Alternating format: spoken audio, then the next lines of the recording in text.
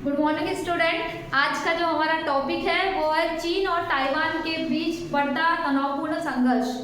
क्या इस तनावपूर्ण संघर्ष में चीन एक चीन नीति के तहत ताइवान को अपने राज्य क्षेत्र में शामिल करेगा या फिर ताइवान चीन पर जीत हासिल करेगा?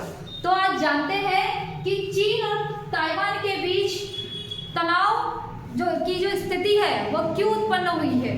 ठीक है, तो पहले तो चीन और ताइवान के बीच जो तनावपूर्ण संघर्ष है उसमें हम देखते हैं कि जो ताइवान है वो कहाँ पर आ रहा है, उसकी जो लोकेशन है उसको पहले देख लेते हैं, उसको समझ लेते हैं। ठीक है, तो ताइवान की अगर मैं बात करूं तो ताइवान जो है वो दक्षिण चीन सागर में स्थित एक छोटा सा जो है राष्ट्र है ना, छोटा सा एक देश है। कौन?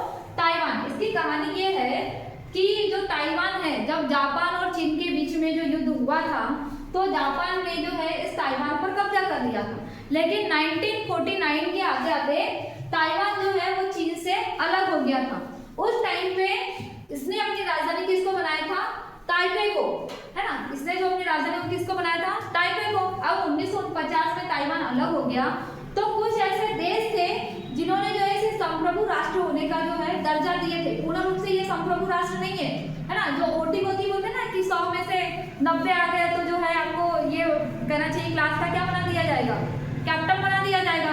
तो सेम देशों में भी यही होता है कि इतने देशों में से इतना अगर वोट मिलेगा तो आपको जो है संप्रभु राष्ट्र का दर्जा दिया जाएगा। लेकिन ताइवान को अभी केवल 15 देशों ने जो है संप्रभु राष्ट्र का दर्जा दिया है। भारत ने अभी तक के जो है इसे संप्रभु राष्ट्र का दर्जा नहीं दिया है, क्योंकि भारत ये जानता है कि भाई ना तो मैं चीन से खराब हो सकता हूँ ना मैं ताइवान से खराब हो सकता हूँ। ठीक है, तो भारत अभी एक ऐसा देश है जिसने जो है ताइवान को संप्रभु राष्ट्र का दर्जा नहीं दिया। केवल 15 देशों ने जो है इसे संप्रभु राष्ट्र का दर्जा दिया है।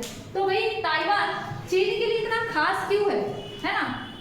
अगर मैं ताइवान की लोकेशन को देखूं तो ये दक्षिण चीन सागर में स्थित है ना। कुल मिला के अगर देखा जाए तो चारों ओर से क्या है? समुद्र से घिरा हुआ है।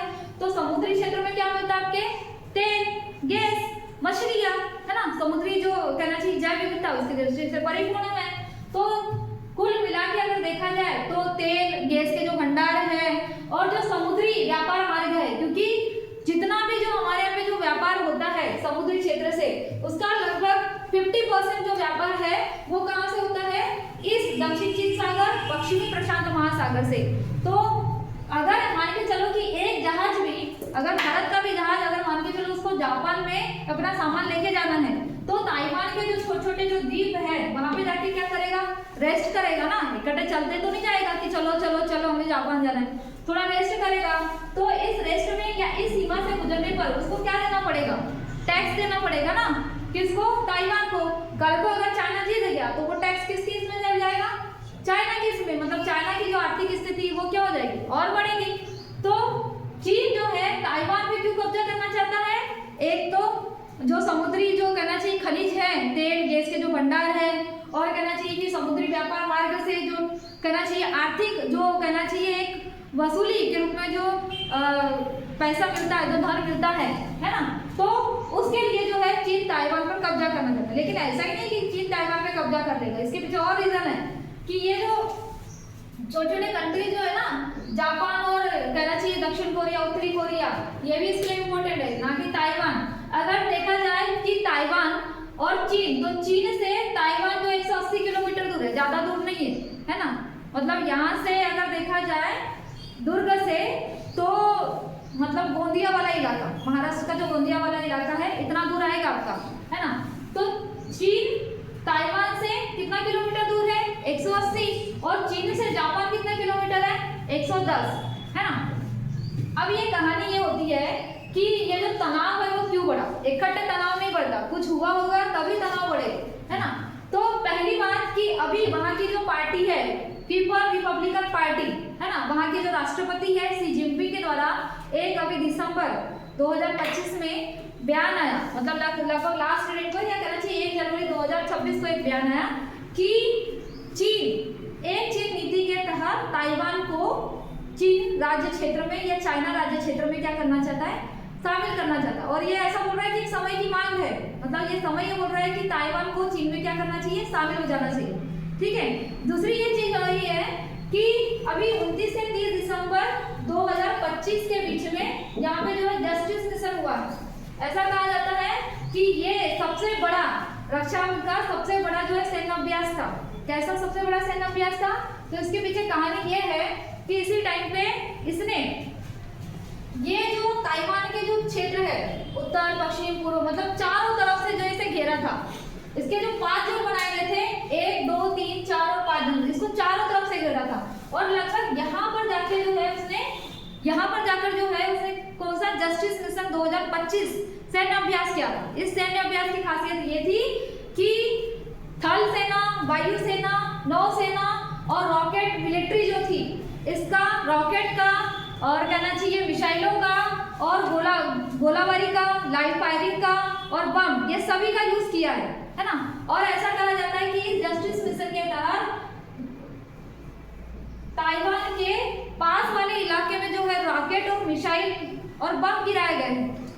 अब इसकी ये तो हो गया कि जस्टिस मिशन, लेकिन जस्टिस मिशन में जो इसका जो पूर्वी तट था है ना, ताइवान का जो पूर्वी तट है इसको पूर्ण रूप से जो है बंद करने की कागार पे। क्यों बंद किया जाएगा भाई इसके पूर्वी तट को, बाकी तटों को क्यों नहीं? तो इसके पीछे रीजन ये है कि अगर कल को ताइवान और चाइना के बीच में युद्ध हुआ तो ताइवान छोटा सा देश है, इतने तो हथियार नहीं होंगे ना उसको, तो उसको जो है अंतर्राष्ट्रीय रूप से मदद मिलेगी। अंतर्राष्ट्रीय रूप से मदद कौन करेगा? यूएसए, क्योंकि उसका ही जो यहाँ पे जो है लाभ तो ऐसे ही चलते रहता है समुद्री मार्गों पे। कराची पश्चिम प्रशांत महासागर से वो भी तो अपने समुद्री जहाज भेजता है ना। तो सबसे पहले कौन उसको जो है हेल्प करेगा अंतर्राष्ट्रीय रूप में? यूएसए।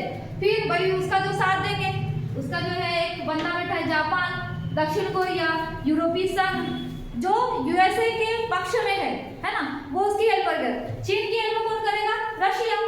भारत तो नहीं करेगा, भारत ना इसके पक्ष में जाएगा ना उसके पक्ष में जाएगा, वो चुपचाप बैठ के देखेगा। हाँ, वो ये बोल सकते हैं कि आप एक समाधान निकालिए और युद्ध जो है अंतिम विकल्प नहीं हो सकता, ये वो बोलेगा है ना, उदारवादी नीति को अपनाएगा। तो इस जो मिलिट्री जो हुई थी जस्टिस मिशन, इसके तहत पूर्वी जो तट है इसको पूर्ण रूप से लॉक किया जा रहा है, बंद किया जा रहा है। यहाँ पे जितनी भी सेना है, जितने भी रॉकेट है और जितने भी जो है रॉकेट फोर्स है उसको यहाँ पर जो है तैनात किया जा रहा है, क्योंकि अगर चीन का ताइवान का अगर युद्ध हुआ तो अंतर्राष्ट्रीय जो मदद है वो पूर्वी तट से होगी है ना। तो इसको मुख्य रूप से जो है इस रास्ते को मुख्य रूप से ब्लॉक किया जा रहा है। फिर एक रीजन तो ये हुआ, दूसरा रीजन ये है कि हाल ही में यूएसए ने जो है अपने द्वारा एक बयान दिया था कि यूएसए ने ताइवान को 11.1 अरब डॉलर का जो है रक्षा हथियार बेचा है ना। और ये ताइवान का सबसे बड़ा रक्षा पैकेट है, क्योंकि हाल ही में उसके मतलब बजट से ये अनुमान लगाया गया है कि इसका जो रक्षा बजट था 19 अरब डॉलर से बढ़कर 2025 में 40 अरब डॉलर हो गया है। 19 अरब डॉलर से बढ़कर 40 अरब, मतलब कितना बड़ा अंतर आ गया रक्षा बजट में। मतलब उसको भी आ सकता है कि कल को अगर चाइना अटैक कर दे तो भाई मैं खाली नहीं बैठूंगा है ना, मेरे पास भी जो है अस्त्र शस्त्र रहना चाहिए, वेपन्स रहना चाहिए। फिर तीसरा ये कारण है, एक तो ये मतलब कि चाइना को ये लगा कि जब ये इतने हथियार बिक रहे हैं, मतलब यूएसए जो है वहाँ पे क्या कर रहा है, ताइवान में इंटरफेस कर रहा है ना। तो ऐसा लगता है चाइना को कि ये संप्रभु जो मैं हूँ उसके कोई वैल्यू नहीं है, कोई भी दूसरा देश आता है और मेरे देश का ही हिस्से पे जो है अपने जो है कमेंट वगैरह करता रहता है, या फिर कहना चाहिए कि उसकी हेल्प करते रहता है, मैं हेल्प नहीं कर सकता था क्या। फिर तीसरी ये चीज है कि हाल ही में जापान द्वारा नवंबर 2025 में क्या हुआ कि मतलब एक बयान, वहाँ के जो राष्ट्रपति है, सॉरी वहाँ के जो पीएम है, उनका एक बयान था कि अगर ताइवान पर हमला हुआ या चीन का ताइवान के साथ युद्ध हुआ तो हम क्या करेंगे, उसकी मदद करेंगे। भाई आग जली नहीं और पहले ही आप घी डाल रहे हो है ना।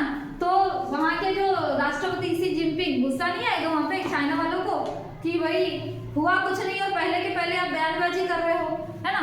फिर इसी को देखते हुए ताइवान ने काउंटर कॉम्बैट एक्सरसाइज जो है शुरू कर दी है कि भाई जब आप जो है जस्टिस मिशन के थ्रू लोगों को यानी मतलब विदेशियों को वैश्विक दृष्टि से अगर देखा जाए तो विश्व स्तर पर आप ये बताने की कोशिश कर रहे हो कि चीन जो है ताइवान पर कब्जा कर सकता है। तो एक काम करते हैं, आपने एक बार किया एक्सरसाइज, हम भी एक्सरसाइज करते हैं, हम क्यों पीछे रहे।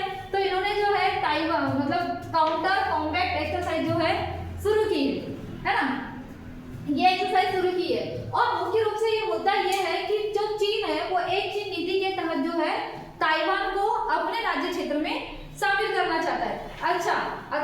हुआ कि मान के चलिए कि कल को युद्ध हुआ या चीन जो है ताइवान पर कब्जा कर लेता है, जीत हासिल कर लेता है, तो चाइना को इससे क्या लाभ होगा? पहला लाभ ये होगा कि उसका जो राज्य क्षेत्र है वो बढ़ेगा, है ना, उसका क्षेत्रफल बढ़ जाएगा। दूसरा कि ताइवान पर जब वो जीत हासिल करेगा तो यहाँ जो 90% जो सेमीकंडक्टर्स का जो उत्पादन होता है, विनिर्माण क्षेत्र जो होता है, वो जो सेमीकंडक्टर जो चिप है, इंटीग्रेटेड जो चिप है, वो क्या होगी? महंगी मिलेगी, है ना, क्योंकि 90% तो यही हो रहा है। दूसरा है कि जो समुद्री व्यापार मार्ग है उसका पूरा का पूरा, चाहे वो आप पश्चिम प्रशांत महासागर लो, दक्षिण चीन सागर लो, हिंद महासागर लो, इसमें पूरा का पूरा दबदबा किसका रहेगा? चीन का, है ना। चीन जैसा चाहे वैसा काम कर सकता है इस क्षेत्र में। तीसरी ये चीज है कि समुद्री क्षेत्र का जितना भी खनिज संसाधन है वो उपयोग कौन करेगा? चाइना, है ना। और कल को अगर चीन ताइवान पर जीत हासिल करता है तो वैश्विक स्तर पर जो है इसकी जो मतलब कहना चाहिए डर जो है, खौफ जो है, वो क्या होगा? जो छोटे छोटे कंट्रीज है उसमें क्या हो जाएगा? बढ़ जाएगा ना। वो भी तो डरेंगे चाइना वालों से कि भाई इसने जो है ताइवान को जीत लिया, कल को हमारे साथ युद्ध होगा तो कहीं हमें मत जीत ले, है ना। फिर पांचवी ये चीज है कि अगर चीन का ताइवान पर कब्जा कर लेता है या जीत हासिल कर लेता है तो चीन के द्वारा हमेशा यह बयान आता रहता है कि मतलब ये घोषणा की जाती है कि अरुणाचल प्रदेश जो है वो किसका हिस्सा है? चीन का। तो नेक्स्ट टारगेट जो है वो क्या हो सकता है? ताइवान के बाद अरुणाचल प्रदेश होता है ना।